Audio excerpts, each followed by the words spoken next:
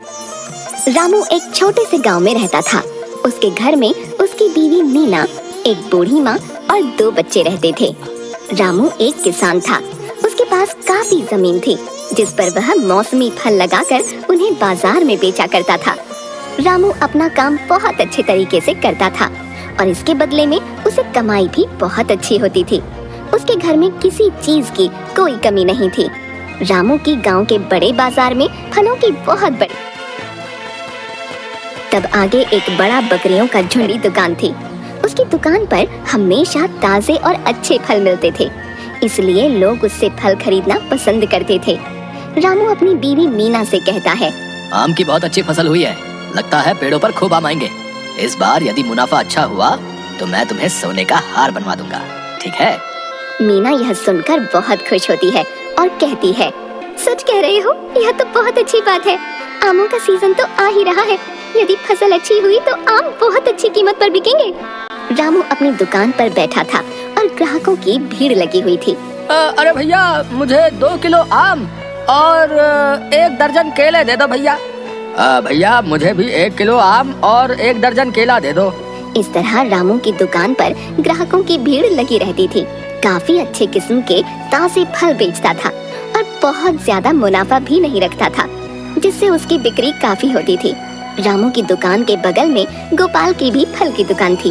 खड़ा था। भीमा उन्हें हटाने लगा, परंतर उन्हें हटाने के बजाय गोपाल रामू से कहता है, अरे वाह भाई रामू, तुम्हारी तो बहुत अच्छी बिक्री होती है।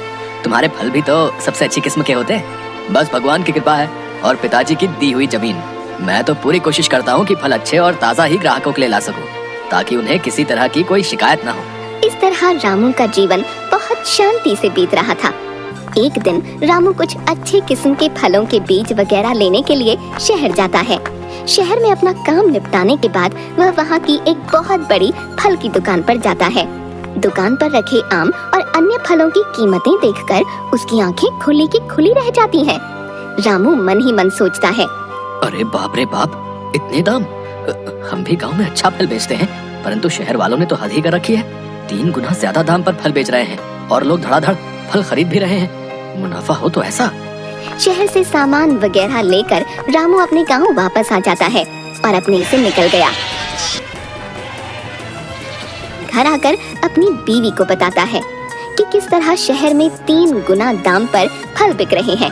ये सब सुनकर उसकी बीवी मीना कहती है, अरे हमें शहर वालों से क्या लेना देना, उनके तो अलग ही रंग ढंग है।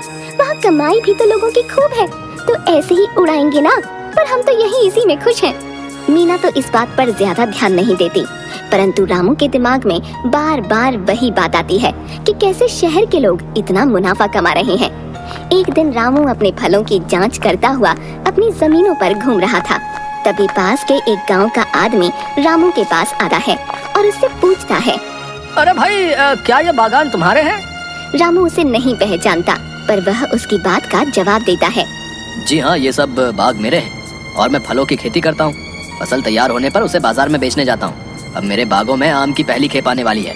इस बार बहुत अच्छे आम होने की उम्मीद है, परंतु मैं आपकी क्या सहायता कर सकता हूँ? देखो भैया, तुम कितनी मेहनत करते हो, दिन रात एक करके तुम फलों की पैदावार इसके बाद वे दोनों करते हो, फिर उन्हें ले जाकर बाजार में बेचते हो। परंतु यहाँ गांव के बाजार में तुम्हें कितना मुनाफा मिल जाता होगा भैया? मैं पास के ही गांव में रहता हूँ और मेरे पास भी कुछ जमीन है। मैं उस पर फल के पेड़ लगाता हूँ और जब फल पककर तैयार हो जाते हैं तो उन्हें शहर में बेचने के लिए जाता हूँ। शहर में फल बेचने पर मुझे काफी मुनाफा मिलता है। हाँ, यदि तुम चाहो तो हम दोनों मिलकर काम कर सकते हैं। शहरों में फलों की बहुत डिमांड है और कीमत भी बहुत अच्छी मिलती है। जी भला, मुझे क्या आपत्ति हो सकती है यदि मुझे मेरी फसल के अच्छे दाम मिलेंगे। आप कल मेरे घर आ जाइएगा, वहीं बैठकर सब बात फाइनल कर लेंगे। मैं अपने घर में भी विचार विमर्श कर लूंगा। वह व्यक्ति रामू को अगले दिन आने के लिए कहकर वहाँ से चला जाता है। रामू घर आकर अपनी बीवी मीना को सारी बात बताता है। भाग्यवान, ये तो हमारी किस्मत अच्छी है, घर बैठे बिठाए हमें इतना अच्छा मौका मिल गया। हम इतनी ज्यादा मेहनत करते हैं, अच्छी क्वालिटी के फल हमारी जमीनों में पैदा होते हैं, परंतु हमें नावें मोटी रस्सियों से बंधी थीं। भीमा एक मुनाफा कभी नहीं मिल पाया। यदि हमें ज्यादा मुनाफा कमाने का मौका मिल रहा है तो क्यों ना हम इसके लिए राजी हो जाए? तुम क्या कहती हो? जी, जैसा आप ठीक समझे। मुझे भी यह प्रस्ताव काफी अच्छा लग रहा है।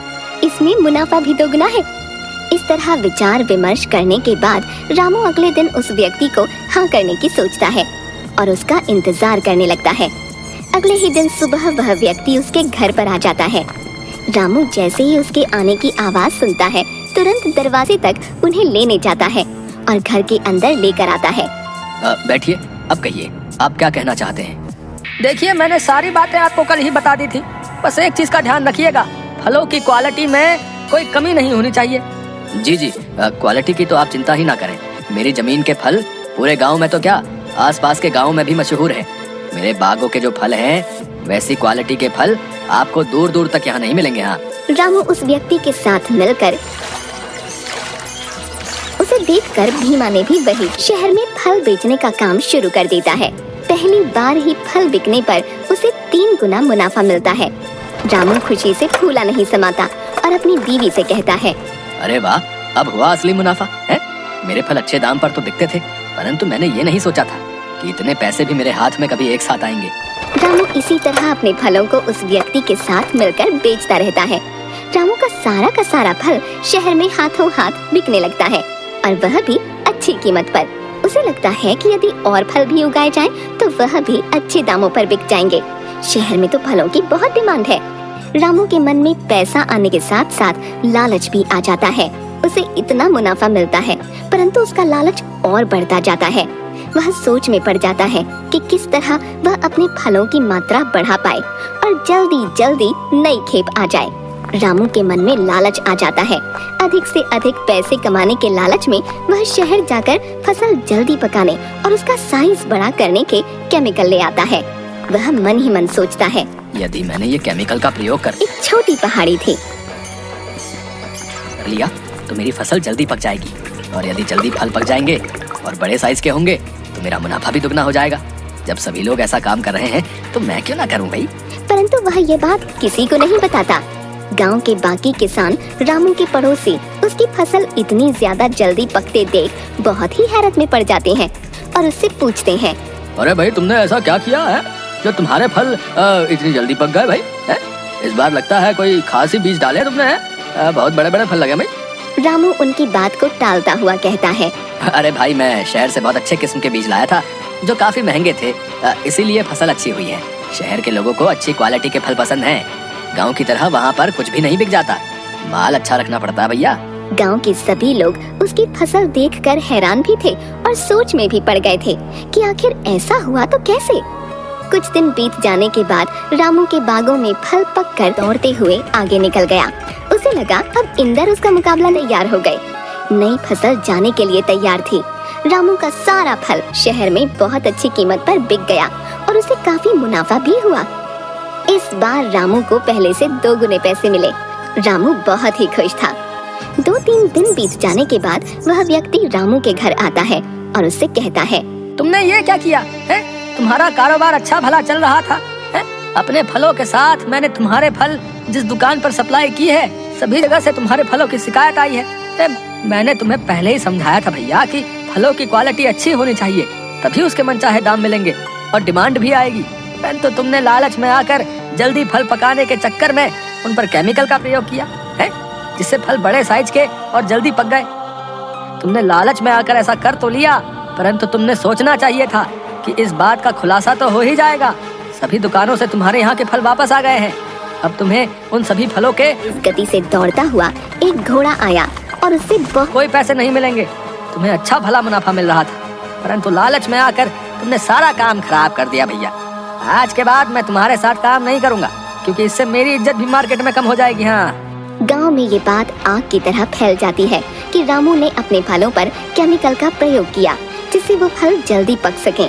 रामू मजबूर होकर वापस आए हुए फलों को गांव के बाजार में बेचने जाता है, परंतु बाजार के सभी व्यापारी उसे वहां फल बेचने से मना कर देते हैं। देखो रामू, हमें सारा सच पता है। तुमने केमिकल लगाकर फलों को जल्दी पकाने की कोशिश की, जिससे तुम्हारे फल क्वालिटी टेस्ट में फेल होगा भैया। अब तुम खराब फलों को यहाँ बेचने आए हो, हम तुम्हें ऐसा नहीं करने देंगे। हाँ। रामू वहाँ से भी भगा दिया जाता है। अब वह ना इधर का रह जाता है ना उधर का। उसका हश्र ऐसा हो जाता है जैसे कि धोबी का कुत्ता, न घर का न घाट का। उसे बहुत पछतावा होता है। अच्छा भला उसका काम चल रहा था, परंतु लालच में आकर उसने अपने जमे जमाए काम पर पानी फेर दिया। इसीलिए कहते हैं इंसान को लालच में अंधा नहीं होना चाहिए।